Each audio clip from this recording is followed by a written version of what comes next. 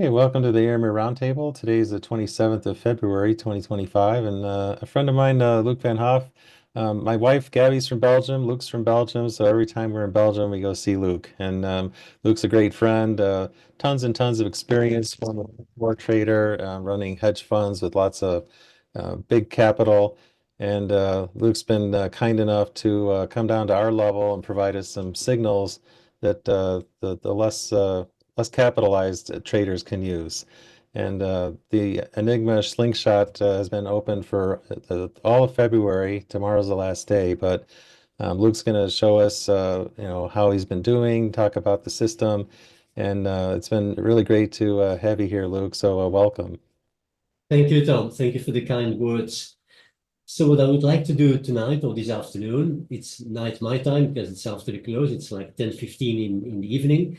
But so I'm used to that, working late hours because I've been trading the US markets for about 35 years. So I'm living in Belgium, but actually I'm more in US time than in European time, I must admit. Nevertheless, so what I would like to do today is actually give a brief overview of the system as it is being used, and then of course discuss and address the various questions that I've come across in the Slack channel in this past 4 weeks. And I'll of course also show the trades that we've done this month, which were not that many trades, and also try to explain why that was the reason, what the reason was for that, for these few signals, so to speak. But nevertheless, I hope it's going to be interesting. So without further ado, let's jump right into it. Oh, So, and there was a question. Can you go full screen? oh, sure, of course. Well, Is it? there's those icons in the bottom right, the one to the left of the slider. Yeah, I'm And going to get rid of those, oh, decrease that them. works too. Yeah, yeah. Okay, Okay, perfect. excellent. Thanks for that hint.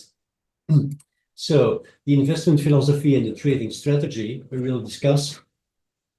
We'll talk about the key features and the foundation behind the slingshot trades.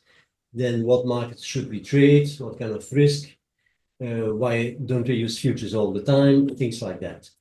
So I think I've already explained multiple times my investment philosophy. It's really about trying to manage risk more than anything else. Why? Because I think trading is basically an exercise in managing things you don't know, managing ignorance.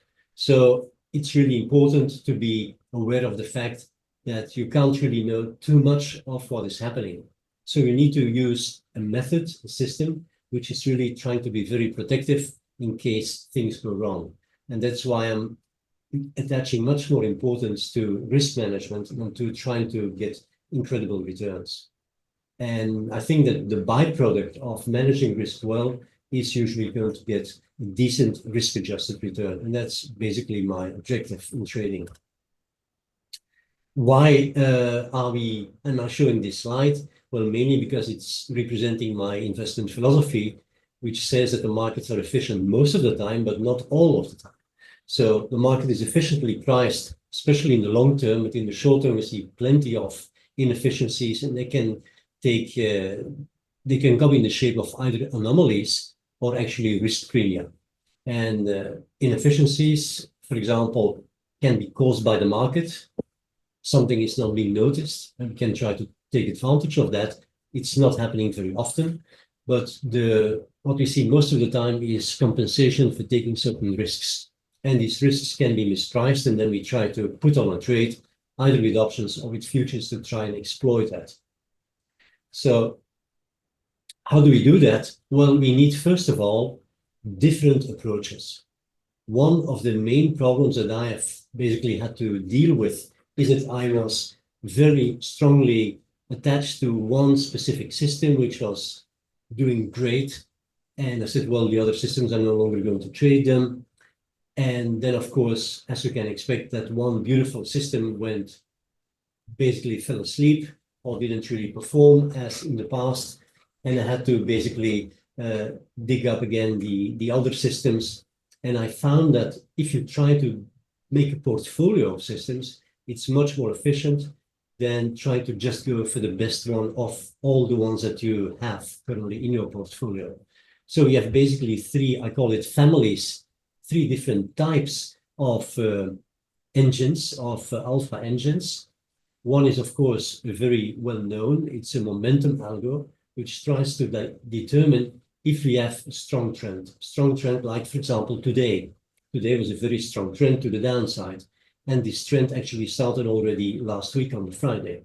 So with that in mind, the system which is using momentum is going to try and find some optimal moments to get into a trade and then, of course, exit. These trades are by nature trend following because they're actually trying to detect what I call directional movement, and it's looking at different time frames from extremely short term, for example, 1 minute or the equivalent because I'm using volatility bars more than a calendar time, and that can go up to several weeks. So we get like a mixed picture of how the market is really trading and trending across different time frames. And then the system will try to fine tune and see what is the best time frame to use for getting into a trade. And then, of course, we'll also determine the DTE of the trade if you're using options, or will determine the holding period if you're using the futures. The second category is more like a pattern recognition thing, which is trying to find some patterns that are on a recurring basis available in market movement. And it tries to simply classify things into an upward or a downward class. And it uses for that several criteria. And it's very strict in terms of filtering out signals which are a bit on the edge. So it needs really strong confirmation. So it's not really generating a lot of trading signals. That's basically the bottom line of it. But it's very reliable. When we have one of those systems, it's usually profitable around 70% of the time. And 70% of the time may not sound like a very high percentage, but I must admit that my signals on average are only profitable about 50% of the time. And I think that's the case with most professional traders. They don't really mind that their systems are only giving winning trades half of the time, provided the average winning trade is, of course, better and bigger than the average losing trade. And a similar thing happens with the hedging family of trading systems. And there we do something totally different. Instead of trend following, we actually go against the trend, because usually it's going to generate a trading signal when the market is making some very strong moves, like, for example, today. Today, I had a signal which I didn't post because it was late in the day. It entered the market at 59.70, and the exact time, let me just pull it up. I have it here. So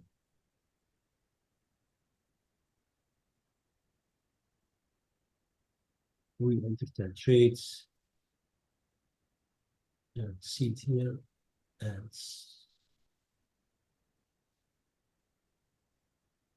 at 20:35, so which is 2:35. And I was out about 23 minutes later. So that was a quick trade where I entered at 59.70 and got out at 59.60, partially 59.50 and 26 something.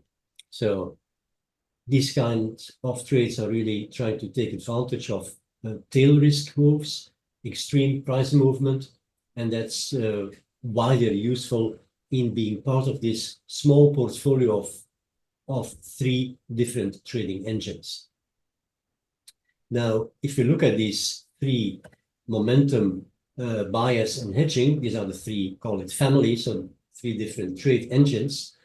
We need to combine them, and they result in basically directional trading, because this slingshot system is really not trying to take advantage of time decay, theta trading, delta neutral trading. It's rather the opposite. And that's why it's very complementary to some other strategies that do exactly that. It's really going to be long delta or short delta, long gamma, long vega most of the time. So we can implement the system, of course, using either the futures market, when we don't really need to bother about gamma and theta and vega and so on. It's a purely directional trade then, but we can also use it in the options. And then we have a little bit more complexity. I should I should say, but at the same time, we have some advantages as well. As for example, the known maximum risk and the asymmetric profile with options compared to futures trading. In terms of time frames, I mentioned that we look at different time frames, but the end result is that we trade for several days, but in some cases only several minutes, like the example I gave earlier, like 23 minutes into the trade, and we were back out. So it varies quite a bit, and it's a function of volatility most of the time. Now, as I said, it's directional option trading, and it's when we are using the options, we start with what I call a back spread. So in other words, we are buying more options than we are selling. And that will always be the case. We will never have more short options than long options. It will be at least as many longs as shorts at all times. And most of the time, we will be net long options. Now, three things are really important for traders, and especially for professional option traders, but I think also for people who are not doing this professionally, it is you have to try and use a consistent process. And in order to have a consistent process, I think you need to find a strategy or an approach that has a clear edge. In other words, something that has what I call structural alpha. So alpha generating strategies, but on a recurring basis, not like very occasionally. And the second thing is, of course, that you have to have very good trading discipline. And with that, I mean, you need to control risk at all times and know exactly what you're going to do under different situations. It's not the same as risk management. Of course, it's related to that, but it basically means that you try to, I should call it, behave at all times so that you know what to do, even when the market is really doing some very strange things, which do happen on a regular basis, and especially in the last weeks, as we have seen.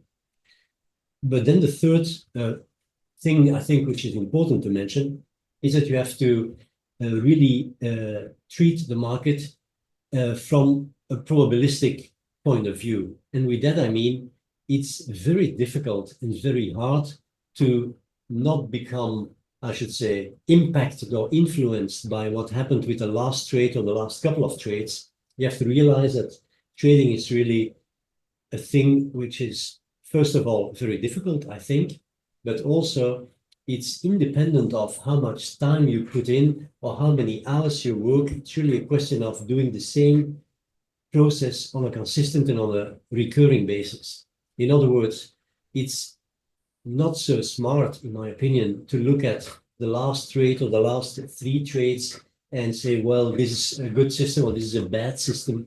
It's really important to have enough of a sample, enough proof that something is working or not working before changing behavior, before changing trading systems or trading approaches. So I think that is really important. And that's why, another reason why I think it's important also to use not just one system, because every single system, also the system that I am using, they go through good times and bad times. So if you would be using only one system, well, you could end up with 3 months or 6 months that the system is going nowhere. And on the other hand, if you have a portfolio of systems, like I trade more than a dozen systems simultaneously, well, there will always be 3 or 4 systems that basically go are basically on ice, or they are really performing badly or not at all. And some of them are doing great, and some are doing something really average. But the net result should be hopefully positive, not on a weekly basis, not necessarily on a monthly basis, but definitely, I think, on a quarterly basis, and hopefully on a yearly basis. And that's what I try to achieve with the slingshot hedge, but especially with my trading method. So to give a bit more detail about the slingshot, I've already explained it before, but it basically starts with a very simple thing, usually something like a combination of a vertical plus some additional out-of-the-money calls or puts. Like in this case, here it is, of course, a directionally short trade where we start with a butterfly with puts, but we buy one additional out-of-the-money put. So in that case, we have like a butterfly with a kicker, as I call it. So instead of having a 1, 2, 1, as in the butterfly, we have basically one additional one further out of the money. Now, this is the ideal situation, but we don't really start with that. That's really the structure we want to achieve. And not all the time will we be able to achieve or end up with such a structure, which is like a free butterfly plus an additional long option. Of course, it would be great, because if the market then moves to the downside, we have an uncapped profit potential. And if it moves to the upside, well, we are not going to lose anything, because the net investment is zero, or actually a positive number. So it really varies. Now, how can we achieve it? How can we build it? There are many different ways. And a simple one, which is shown here, is to start with buying, in this case, 2 put verticals, what I call 2 of the P1, and sell 2 of the P2. So the P1 is the one closest to the at the money, and the P2 is slightly further away. And then additionally, I add a kicker, and this kicker is basically further and even further out of the money put, in this case, the put number 3, the P3, and also buy 2 of those. So we start with +2, -2, +2. So we have basically a vertical, 2 lots vertical, and an additional 2 lot further out of the money. Then what we need, and what we don't get all the time, of course, is that we need some what is called positive excursion. In other words, the market needs to make a move in the right direction. If not, we have to do something about it.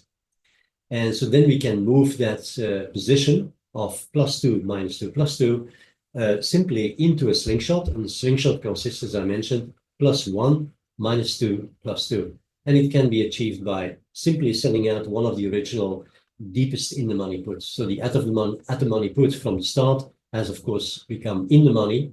And that's why it has become so valuable that we can get enough cash for selling that one out of the 2 of these originally at the money puts, and make the whole thing a risk-free investment. But at the same time, we will still keep some decent delta exposure, because we are very rarely go into a situation that we have no net delta, because we want to take advantage of the directional movement. So, of course, it brings us to the topic, what kind of markets should we use? As I mentioned, we can use both the ES and the SPX.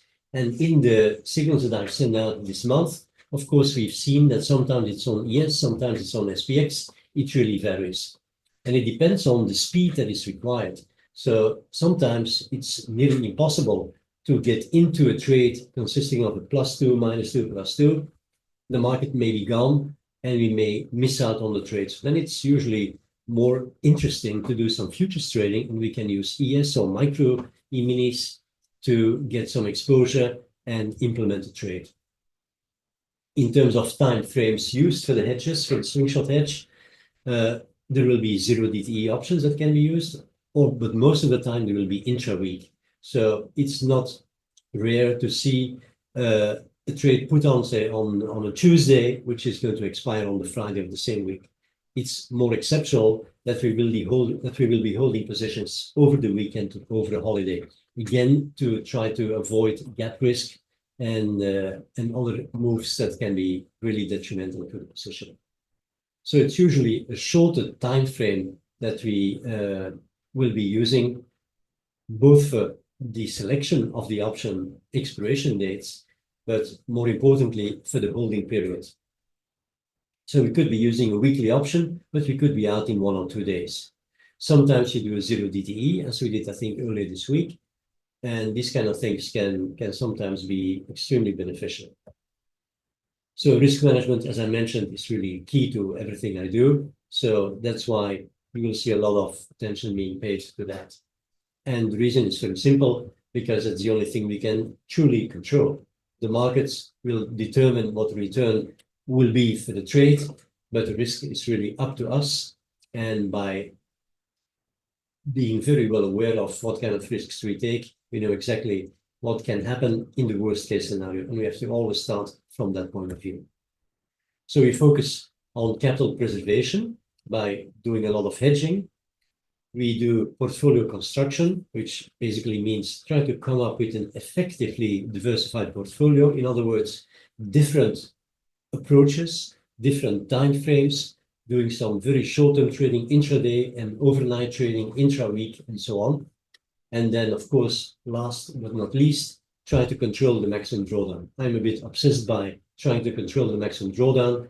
All my systems that I've developed over the years use as a metric the ratio between the compounded return and the maximum drawdown. In other words, I start from the idea, what if the timing that I'm starting this new system or whatever is really so bad that I'm just buying at the top of the performance of the equity curve. And I want to avoid that. Of course, I can't avoid it because I don't know what's going to happen, but at least I will have a good idea of what could happen in case I'm really having bad luck in terms of starting trading with a new system or with a new approach or adding something to the portfolio or changing the allocation and so on. So that's really important.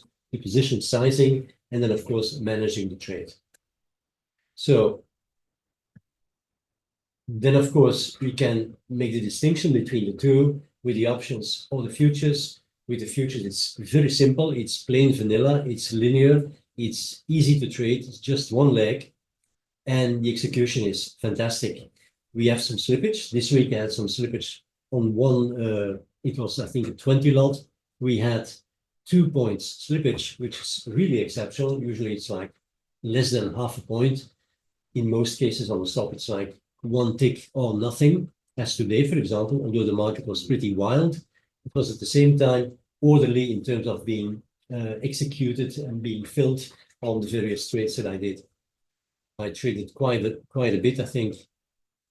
Today, let's see, I had something like 434 E-minis and 260 micros and 7 Nasdaqs that I traded today. So it was a rather busy day for me. And on the option side, I traded something like, I think, 140 S&P, SPX contracts. So it's a very different story using the futures or the options. And with the futures, as I will explain, we will always at all times have a stop from the start. With the options, it will be there occasionally, but most of the time we won't use a stop because we don't need it in a certain way. Why? Because we already know the maximum risk from the start. With the futures, we don't know the maximum risk if we don't have a stop, because the market can suddenly drop 100 points as it did in the last 2 hours today. And the market looked pretty normal. It was not really very weak earlier in the day today, but then in the last 2 hours, it started being liquidated and it went through all the stops and it was just one directional. So these kind of things happen. If you don't have a stop, then you could be in for a nasty surprise, and that's something we want to avoid.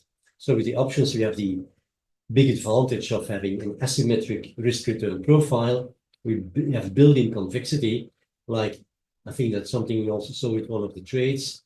So I think we can look at the trade later on. I think it was the 6,000, 5980, 5960. That 5960 was nearly without any value. But then, of course, when the market dropped 50 points, it was a totally different story, and it was the real money maker.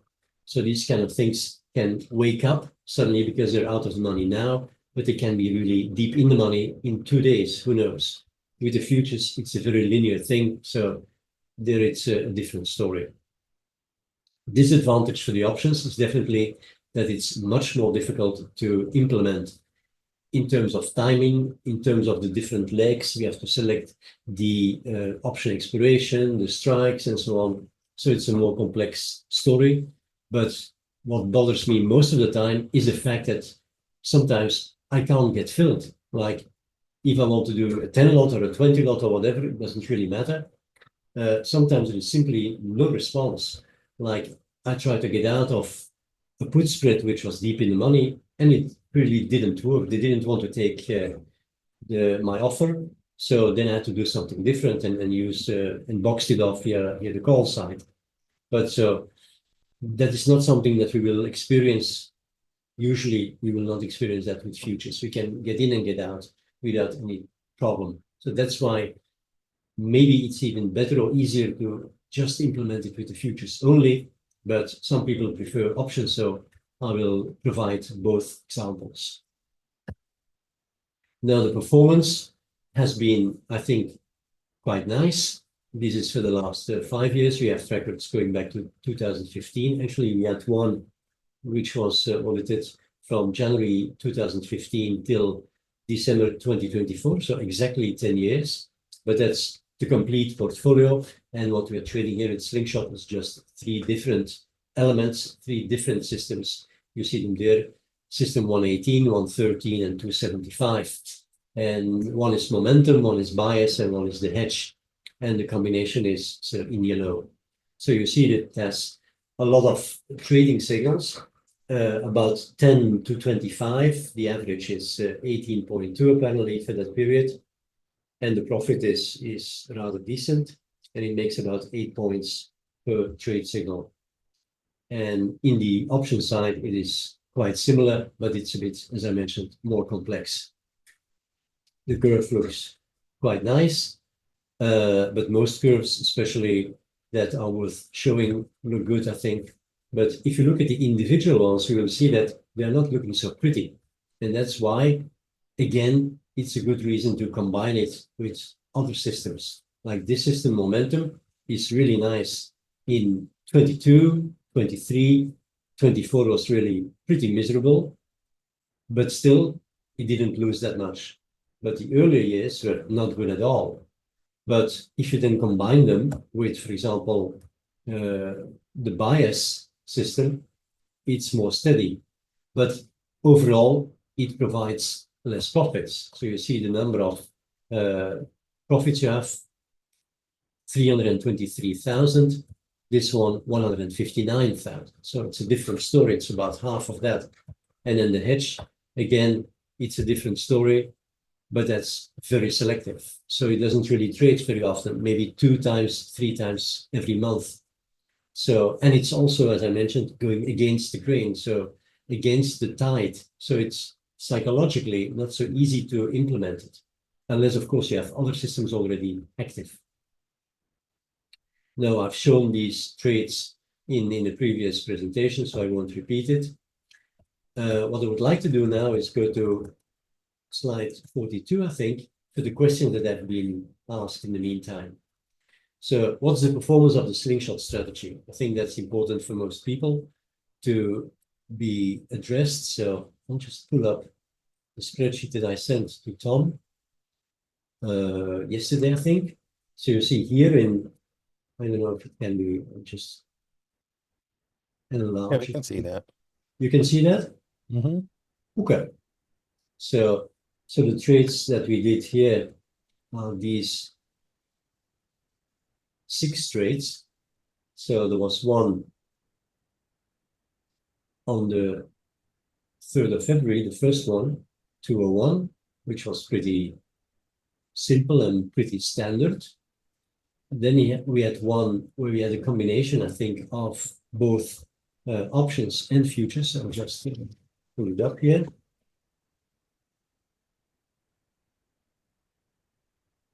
So on the future side, it was a 205, and the options equivalent was a 206. So both of them made profits. The options one made about twice the amount and exited the trade later. So that can happen because why is that? In the futures, as I mentioned, we have a stop. And also we tend to scale out of the trade. So we don't scale in, but we scale out. So we have the signal, we go in with, for example, a 2 lot. And why don't I pull up the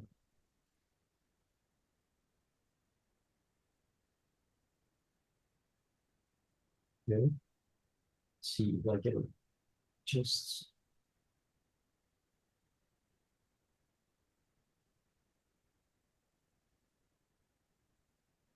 so I'm just going to try and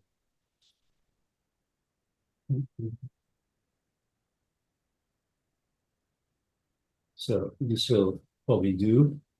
So what I've mentioned here is the various trades that we've done over the month.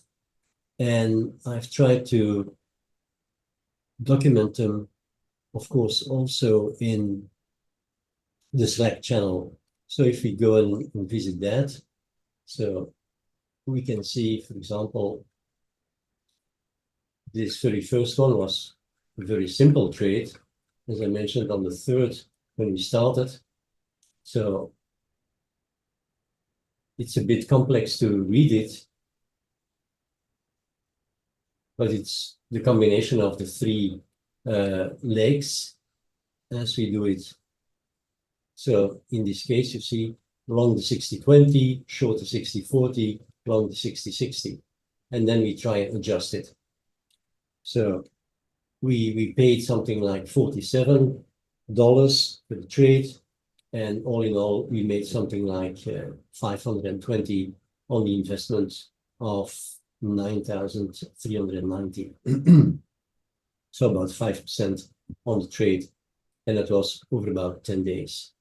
Now, with the second trade, February 10 to February 13, it was a quick, rather quick in and out trade with the futures, where we entered at around 60-90, and then we got out very quickly with a profit of about $1,400 profit. So these kind of things do happen. And sometimes we also have day trades with the futures, which are really very speedy trades. So they can be in the trade for like an hour or two, while this one was 3 days into a trade. So that's rather long. The equivalent trade on the options, as I mentioned, has a better return, especially as it employed less margin and a very decent return. But it can also be the other way around. So it's not so that the futures always underperform or the options always outperform or the other way around. It varies, depends on the trade. And sometimes, as I said, we don't really use the futures or the options depending on the type of trade that we have. In terms of the performance, I should have commented a little bit more. You see that over the trades that we have done. So we started last year, then we stopped in the summer, and then I started again now in February. And so the return in total has been 31,000, net after commissions about 30,000. And I think we did about 45 trades. So that was a decent result, I think.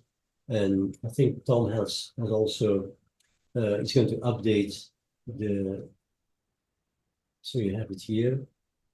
Yeah, I didn't see that email, so I'll do that later today. Sure, no rush. So you see, it's this is what happened the previous time, and you see the total number of trades, the winning trades, average trades, and so on, the whole analysis. Now, another question that I want to address is, can stop losses and profit targets be provided at trade initiation? Unfortunately not. The stop loss definitely for when we talk about futures, but there is no stop loss in most cases, as I mentioned, when we are trading the options. A profit target will be provided on the scale out, because as I said earlier, when we do a futures trade, we have a stop loss from the very start, and we have usually one target per half of the position. So that's how we scale out. If we trade bigger size, we can enlarge the scale. In other words, you could sell out, for example, a quarter, and then another quarter, and then another quarter, and on the last quarter, we can keep a runner or something like that. All these variations are possible, but to make it and keep it simple, you simply have a two lot of which we will sell out half, and then of course we will adjust the stop loss, either make it a trailing stop or keep it as a fixed stop loss. But so a stop loss will be there at all times for the futures, and the profit target will be for half of the initial at trade initiation. And the second target may be posted, but not every system has a profit target. So some of them have an uncapped profit potential, but they have of course limited risk from the start. And in the options, that's not the case. There is a question of doing adjustments and rolling it out or rolling it up or down, or converting it, morphing the trade, as we call it, from say a backspread to a butterfly, from a butterfly to a vertical, or into a box with an additional call, things like that. That's basically what we have done in some of the examples this month. In terms of DTE, it varies from 0 DTE to about 10, I should say. It's rather exceptional that we use options with an expiration date which is more than 2 weeks away. And most of the time it's 3 days, 5 days, and unless it's, of course, a 0 DTE trade or a 1 DTE trade that we sometimes use as well. This will address, I think, many questions that many people may ask. It has to do with the fact, can we know in advance when a trade alert will be sent out? How time sensitive are the trades, the orders? And do we need to be sitting in front of the Slack channel constantly? Do we need to monitor the trade constantly? Well, these are, I think, very important questions. So as I wrote there, I've made the alert service on purpose low maintenance. Why? Because I think if you have to trade too frequently, either you tend to miss out on some adjustments or trades, or you have to monitor too many open positions. It becomes really very difficult to track the performance of the signals that are being sent out. So what I try to do to make it easy to implement and to have something which is doable, I have designed the strategies so that only at preset times there can be an alert. In other words, when as I mentioned, I trade usually volatility bars, which are independent of time. In other words, when the market moves X points, the candles may change, and not because 1 hour has passed or one block of 10 minutes has passed, so it's independent of time and only dependent of volatility. If I do that, which I do for my trading, or for some of my trading, not for all of my trading, but some of the day trading and intra-week trading are using volatility bars. But it would be extremely difficult because then it's, first of all, impossible to predict when a new candle can be created or will be created, and also if and when a new trade alert may be generated. So that's why I converted 3 of the systems, which I think are pretty steady and robust, to candles which are based on time and not on volatility. And so you're using different multiple of 15 minutes. So, but the trade alert times, they're always at the top of the hour.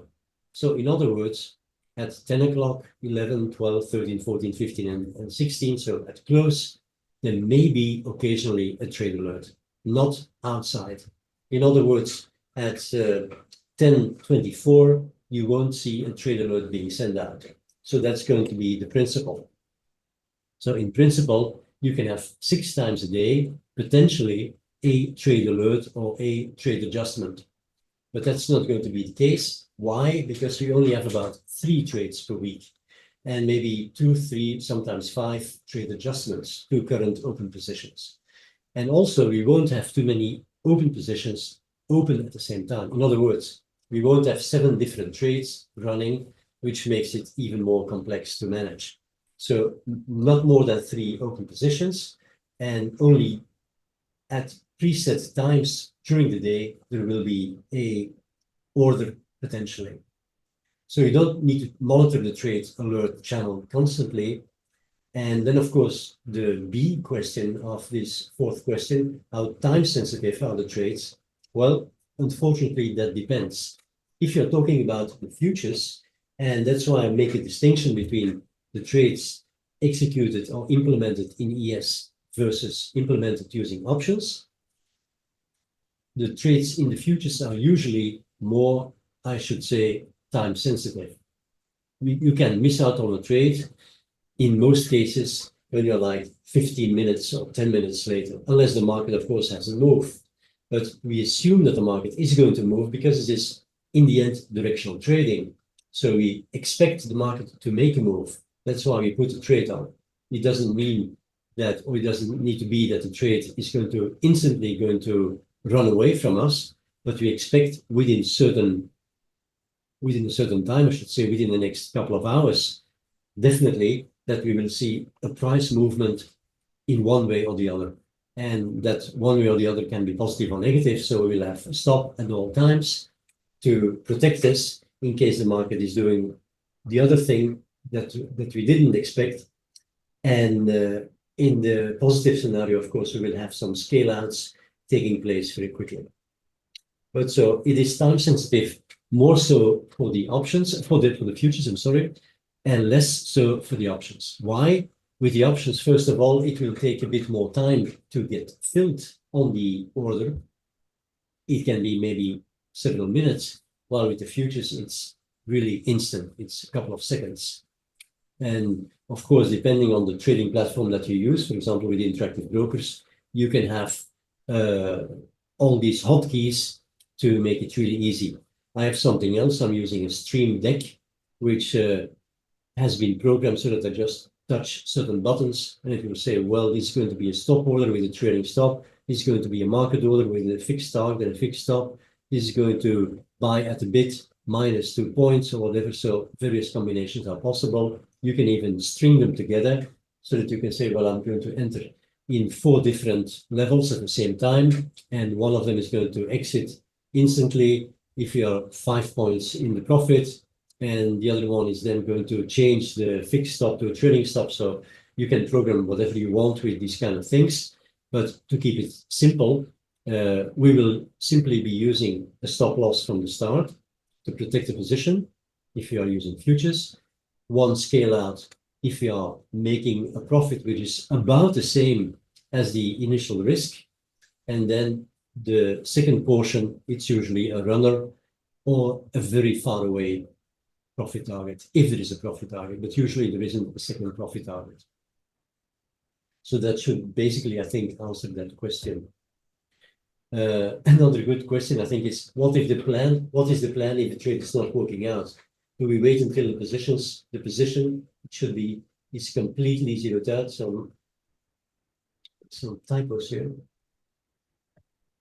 Or do we exit early? Well, the answer is simply, it depends. In most cases, we will see an adjustment to be made. And we have seen several examples of that. But so again, it's a different story for the futures versus the SPX trades. Now, I say SPX trades, but of course, as I mentioned earlier, we can also implement it using XSP or InSpy. But to make it simple and transparent, I will just put out the orders for ES and SPX. Another question that came across was, is there a reason why we're not getting that many trades? Well, that really varies. The system is extremely selective before it will generate a trade alert, and it will sometimes be very active, maybe 10 trades in a week, sometimes maybe only 1 trade. So it's difficult to predict. I can't really promise that we will have at least 2 trades every week. It's highly likely we will have at least 2 trades plus some adjustments, but sometimes there will be nothing. So that will be difficult to basically forecast how often we will have trades. And then another good point was, why not place an additional GTC order for the deepest in the money option, so that if filled, you are at break even and you still have a free butterfly plus an extra long. That's definitely a very conservative way to approach it and to make things clear. So we know that we put up a certain amount to buy this back spread, +2, -2, +2, when we start. And then, of course, we know how much we have invested in the back spread. Of course, then, if one of the 2 deepest in the money options goes to a price which is equivalent to what we paid for the whole package, then, of course, we could sell one out and we have at least our money back. Now, we don't do that in most cases because the system will tell me when to do that. And that's a function of, for example, volatility. If the market is really moving strongly, it would not be smart to already sell out one of the in-the-money options. What you could do, of course, is roll up the whole package, which is what I did, I think, in one of the last trades, where we had, like, I think it was a 6,000, 5,980, 5,960, and then we basically sold out the call spread. Oh, sorry, the put spread. It was the 6,059.80, and then we added some additional legs to the third put option. So that can be done. But in most cases, we don't do that to simply have an additional GTC, but it can be done if you feel more safe or more at ease, having that already put with the broker, it can be done. But then, of course, you know that there will be a small difference between what I will be providing for trading alerts and what you have. Maybe I'll do it also, but it could be 2 days later, or maybe I don't arrive and I just miss out on the trade. I think the very first trade we did on February 3rd, I was just like 1 or 2 minutes too late before we could basically convert it into a free butterfly and an extra long. And then the market fell like 50 points. So I missed out on that. Fortunately, the trade recovered a bit later and we still had a profit on the trade. But sometimes timing can be really critical. And it's something which is difficult to predict, of course. So the main reason is we want to keep enough long gamma and vega in the trade if we have a strong directional bias. That's why we don't really give away, say, one of the deep in the money options from the start. And another difficult question is, what kind of planned capital is suggested for SPX? I say, well, it's really important to look at the drawdown. So if you look at a certain level of drawdown that for you is comfortable or acceptable, then of course that can be used as a planned capital. And to basically answer that in more concrete terms, what I will do is I will make a spreadsheet and which shows what kind of planned capital could be advisable for different levels of expected maximum drawdown. That will help answering that question because probably everyone has a different level of or different tolerance level, I should say, for maximum drawdown. And that should, I think, correspond to the planned capital level because there is a very good correlation between the two, of course. Then how many orders can we expect per week? Again, it's difficult to predict, but I expect something like 3 trades per week plus some adjustments. And sometimes there will be a trade in the futures and not in the options, for example, as I mentioned earlier, for reasons of speed. We had on February 6th a drop in the last hour, the market dropped 30 points and then rebounded.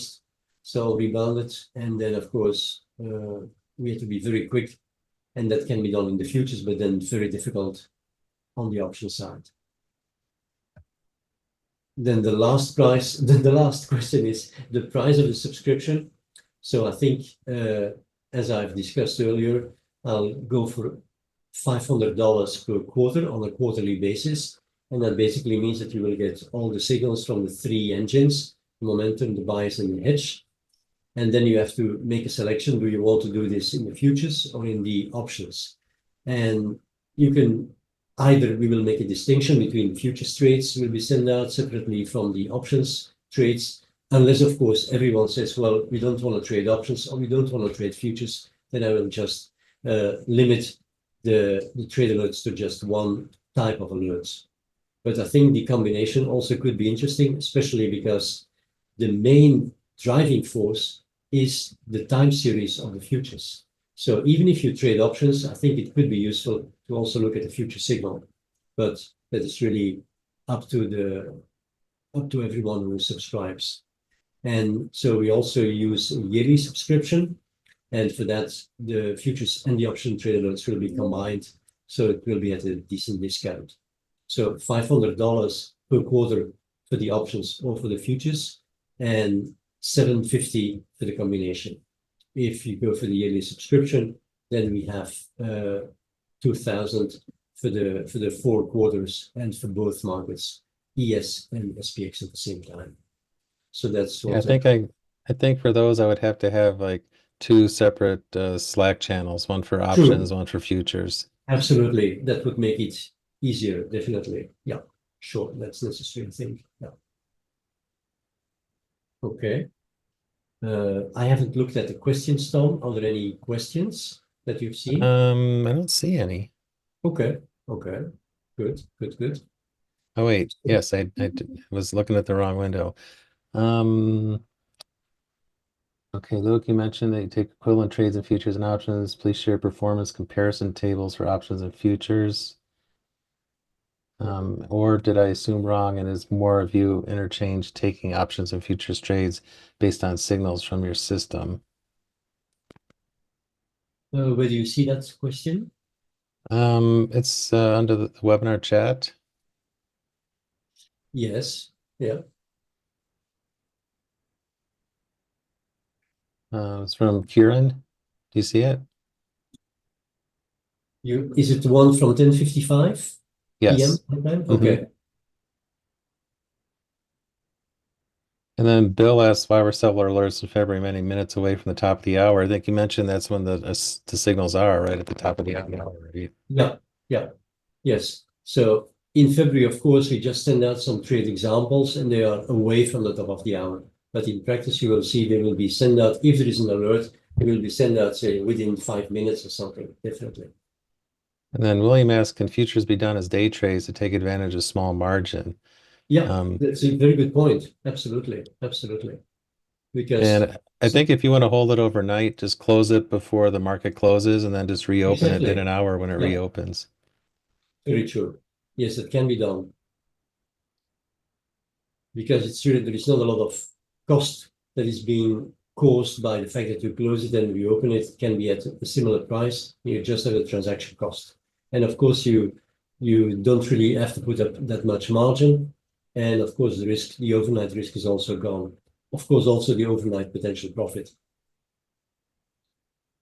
But Yeah, for instance, a Ninja Trader day trading margin is $500 for ES. So it's pretty low. $500 for ES. Wow, that's fantastic. Yep. That's really low. And And the micro is $50. really, Yep. wow, that's impressive. Okay. I think NQ is 1,000 margin for Ninja Trader or for a day trade margin. Okay. Super. Okay. The extra step is you just have to close it before the market closes. And if you're using like most trading platforms, you can set up to go flat before the close, and then you just have to remember to put the trade back on when the market reopens at 6 p.m. Eastern. Yeah. Yeah. Exactly. And so we won't trade outside of the 6 moments during the day that I mentioned earlier, because if not, it would become really complex if I would be generating trade alerts left and right and at random times during the day. It would become very difficult to implement it. And I think the big advantage of this is that, at a certain point in time, it could be a trade alert and not outside of these times. So not at 9:35 or not at 10:47. It's going to be slightly after the hour or nearly at the hour, I should say. Do you So have a feel in advance or how much in advance before a signal might turn on? If you that get depends close again to on the the top of the system. hour. Yeah, for example, for the hedge, the hedge, of course, I can, for that one, most of the time, the signals will be taking place at the close of the At the day. close. So in other Okay. words, there won't be, it's very exceptional that we will have a trade alert from the hedging algo that is not being generated at the close. So a couple of minutes before the close, it's highly likely that I can already see and I should say predict that there could be a signal. Sometimes it's really clear. It would be nearly impossible for not generating a signal, but at times it's really on the edge and then it depends. But for that one, for example, we know for the momentum, if the market is really moving strongly and after say 15 minutes, half an hour, it's already reaching a certain level for the indicators because it's all based on a strategy which is being using values of certain indicators. And if the indicator reaches a certain key value, especially with the bias, there is some confirmation that is required. If that already has been reached or acquired, then it becomes highly likely that at the top of the hour, there will be a signal generated. Like, let me just show, for example, today. So today, for example, there was one which was generated here. I hope you can see that. It's in TradeStation. Yep, we can see it. Okay. So here was one which was generated here. That's the 113, short momentum, and was quickly in and out. And then the other one was this one.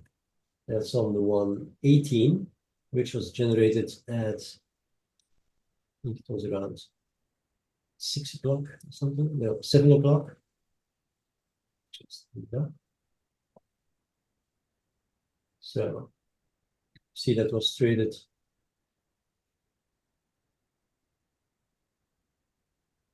Okay, this again.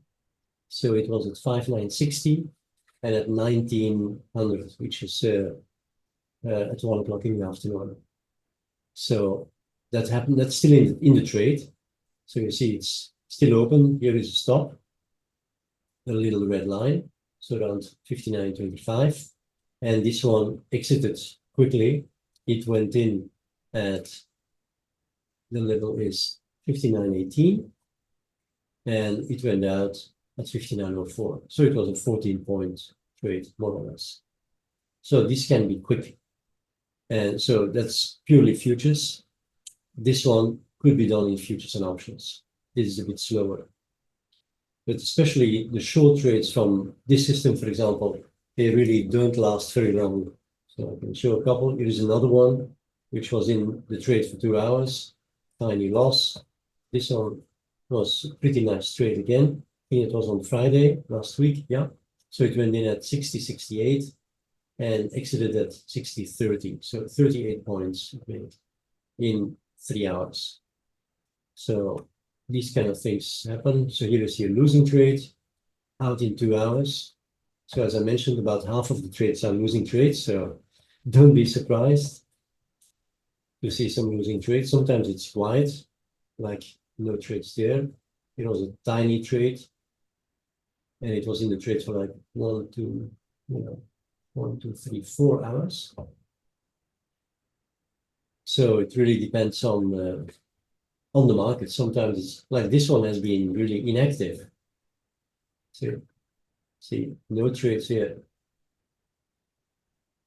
And here was one. It was a good one. So just put it up here. And you said the hedging trade, that's at the close. Is that right at Most the of the close, time, after the close, or just before? Or it's at the close. So it will send out a couple of seconds or minutes after the close, indeed. So this one, so these trades are a bit longer in time usually. No, not all the time, but this one was in quite a while. So it went in on February 13 at 60.99 and went out February 20 at 61.37. So about 38 points, I think, this one. So these kind of signals we will be hopefully be able to generate over the next couple of weeks. So it's pretty variable. Sometimes it's really busy, sometimes it's slow.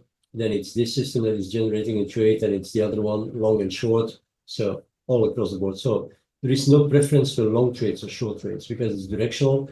If you see a strong move, then of course it will depend on what the market is doing. Like now, of course, it's more to the downside than to the long side, hopefully.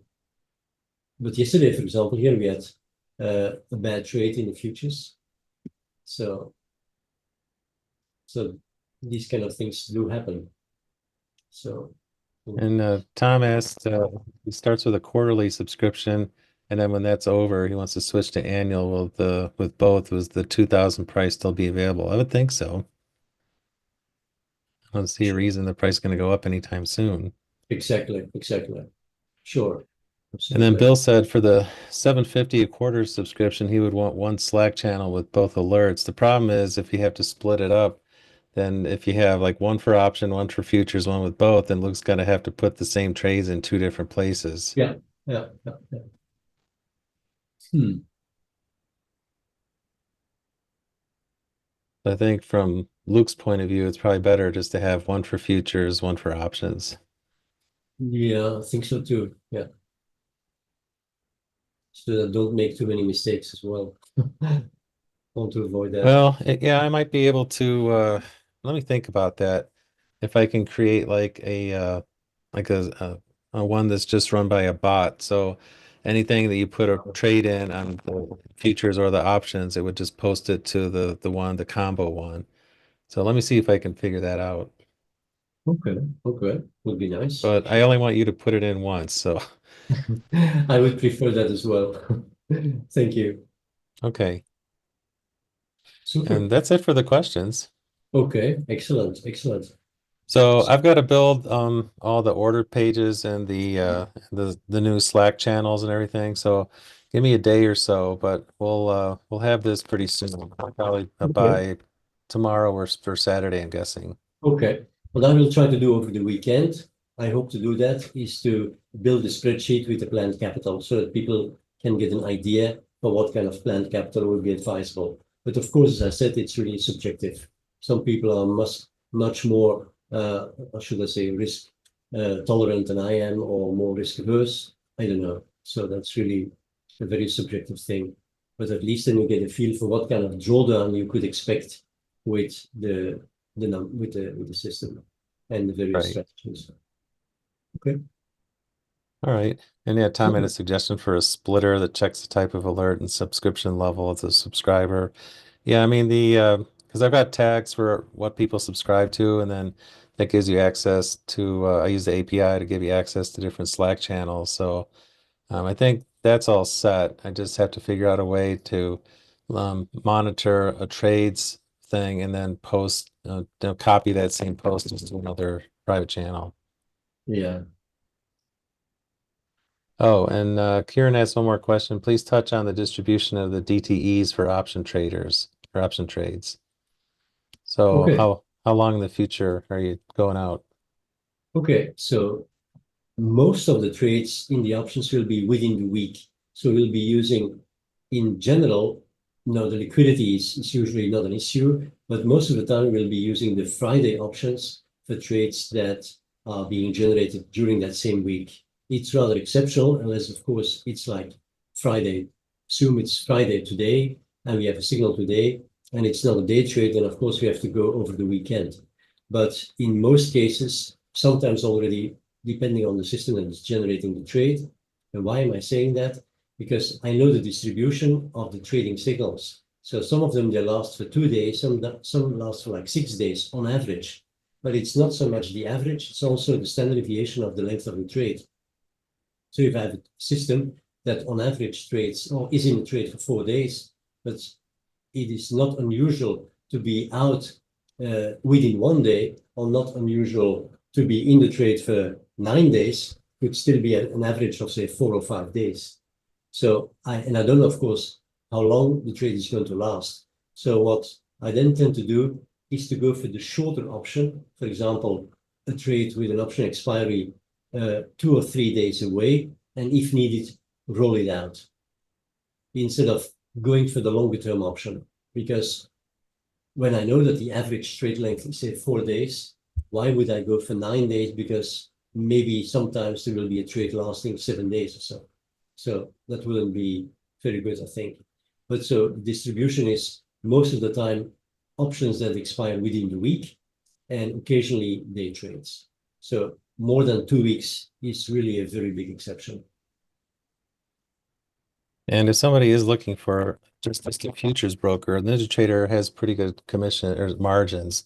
Like I said, one ES day trading margin is 500. The overnight is like everybody else, like 16,000 and change. But if you're just going Fantastic. to day trade, it's 500 bucks of margin. Wow, that's a very good deal, I think. And how are the commissions with Ninja? Because I'm not aware what they charge. They're pretty good. I mean, I bought a lifetime years ago for like Yeah, yeah, 1,500, so I've got really good commissions, but they're not that bad. They're definitely better than Schwab or Thinkorswim. fantastic. Well, And then William asked for the results sheet. Can you identify the ones that are options or futures? Uh, on that spreadsheet? so to Or make a with, distinction between the futures and the options, which is which or what? Uh, yeah, what you mean exactly? Because sometimes one signal is being implemented in both, and sometimes one signal is only implemented in the options and not in the futures. And sometimes the signal is only implemented in the futures and not in the options.